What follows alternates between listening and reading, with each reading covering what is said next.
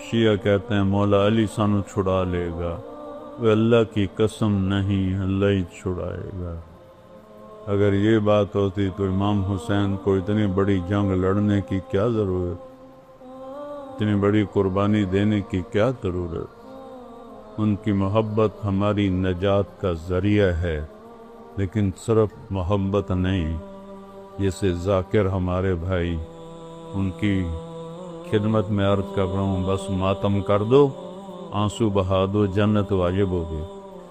نہیں میرے پیارو، ایسا نہیں ہے، یہ غلط ہے، یہ غلط ہے۔ تو جنت تو ملے گی امن کے ساتھ، محنت کے ساتھ، جہد کے ساتھ۔